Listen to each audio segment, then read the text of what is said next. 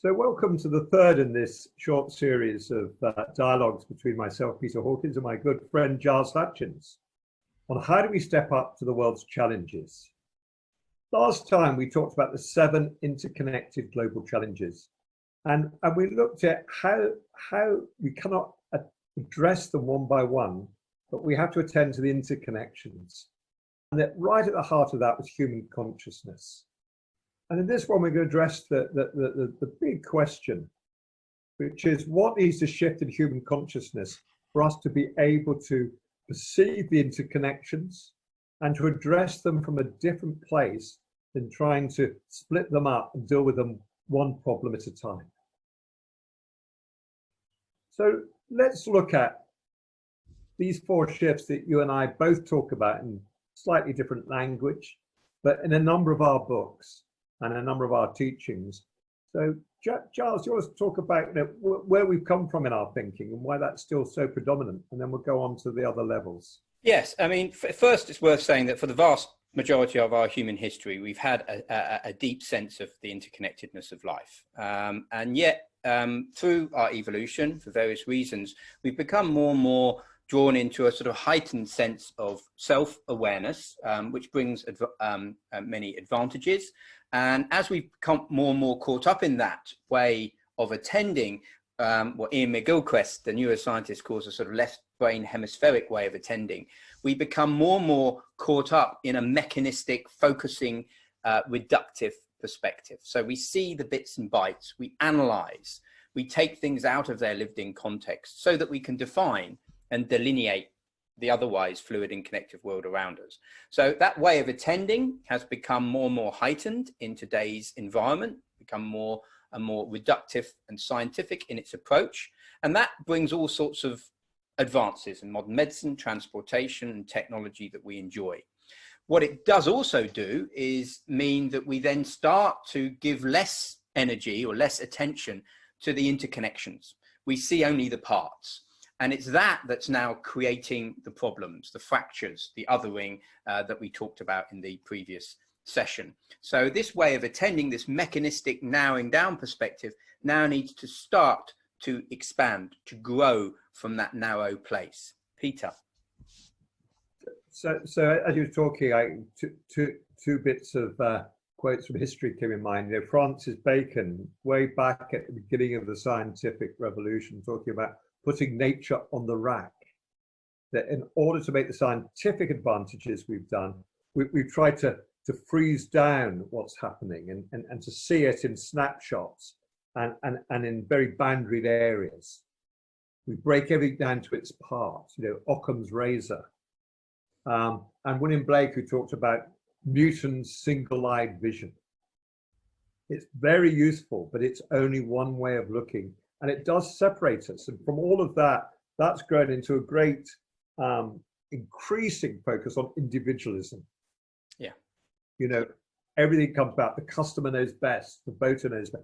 Everything is broken down in society to the individual wants and needs. Yeah. And I think that the second level, you know, the first move out of that was a number of people in the 20th century who started to look at what was then called system thinking, which was how do we recognize circuits of connection? How do we recognize that wholes are more than the sum of their parts? If you take a bicycle apart and you just have all the bits, you don't have a bicycle. And what belongs to the whole that does not belong to the parts? You know, in medicine, how do we look at the health of a whole person, not just try and treat the symptoms? And I think that was the first major kind of, if you like, correction from the over focus that had come in the wake of scientific thinking. Do you want to say more about that? So then we'll go on to the well, yeah, level. just the systems thinking really was a profound sort of shift in a lot of business, that from the organizational perspective, a sort of shift from scientific management theory, Taylorism, you know, the organization's machine, to actually starting to realize the organization has these relationships inside the organization and beyond the organization. And then that starts shifting us into systemic awareness. We shift from systems thinking, which is mapping the system out there, recognizing and measuring the relationships, which is still at essentially a cognitive level, to then systemic awareness, where we actually start being able to sense the interconnection, start to be able to sense the flow, the stuckness, and the aliveness in the organization, in our own family constellations, in our own human society. Peter, what would you like to add on the system? Yeah, and I think there's, you know, a lot of people come to me and say, oh, you know, I work I work systemically because, you know, I don't just work with the individual, I work with the team or the organization. But actually, they're still in systems thinking. They're seeing the team as a bounded entity, as a thing. Yeah. Or the organization still as, you know, maybe a living organism, but we're drawing a tight boundary around it, and not seeing that any one of these systems is nested within many other systemic levels. And indeed, all those levels are nested within the systems within it. So, you know, coaches say to me, well, it's not my job to bring the ecology into the coaching room, as though the ecology is a system out there. And, you know, I once responded and said, well, you know, do your clients not eat? Do they not breathe? Because if they do, the ecology is already in the room. It's inside us. Yeah. You know, our family's inside us. Well, when somebody comes for coaching, the team dynamic is inside them.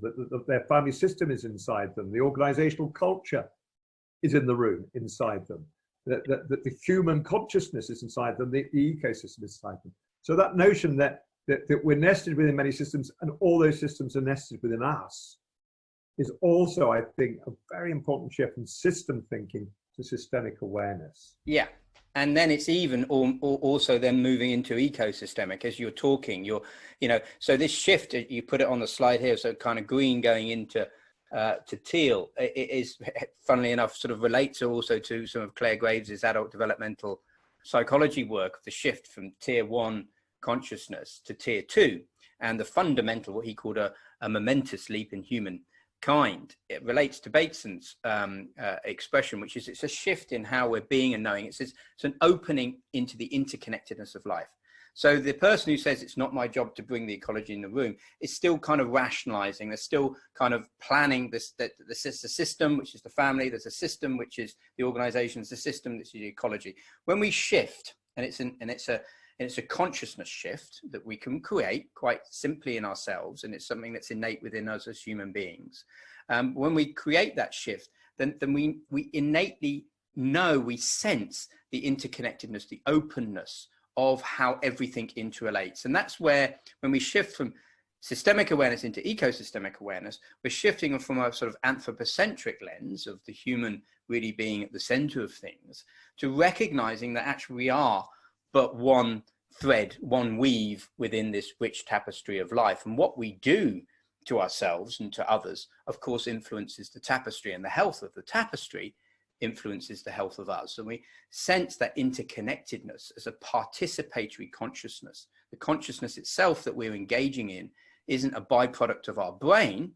Again, that's a reductive thinking. We are actually engaging in the consciousness of life, whether that be the ecology, whether that be biodiversity loss, climate change, or whether it be social inequality. All of these issues then come about by how we are showing up and how we are engaging and connecting with ourselves and others. And a good example of that is I was at another conference and somebody said we should stop working as consultants or as coaches with people who profit from pollution. And I just said, but that's all of us. Yeah, we all profit from pollution. And the same way as, you know, I live in Bath, which is quite close to Bristol, where they took down the statue of Edward Colston. And because he profited from slavery. But then so did nearly everybody who we've got statues of from the 18th and 19th century. And of course, there are many statues around the world of Queen Victoria. And the royalty made more money out of slavery than Edward Colston. And so then I start to get to saying, well, you know, we still see we atomize the problems. Yeah. So we see all those 7 things as agenda items to have on the top team's agenda, or, you know, there are items that people might bring to coaching, but all of those are living and breathing in everything we do. We still, you and I, Giles, are still living off the benefits of slavery. We get to take our family to National Trust properties built on the back of slavery profits. We have cultural institutions that were built on slavery. You know, we are profiting still from slavery and from pollution. And unless we can recognize that the problem isn't out there, it's not caused by us, we are participators in it, and start from that position. And that's why I like the phrase the more than human world, because it doesn't talk about the ecology as something separate from us. It's something greater than us that we are nested within and totally dependent upon.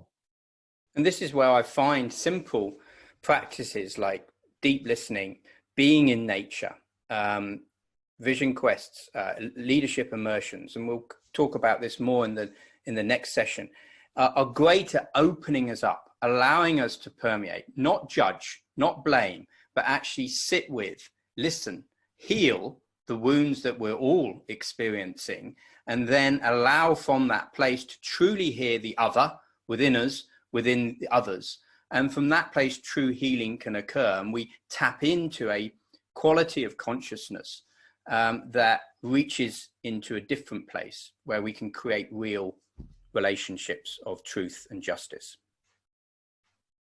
So that's a lovely segue to say, do come back for our fourth very short dialogue to look at what can we each do to make a difference to this. Thank you.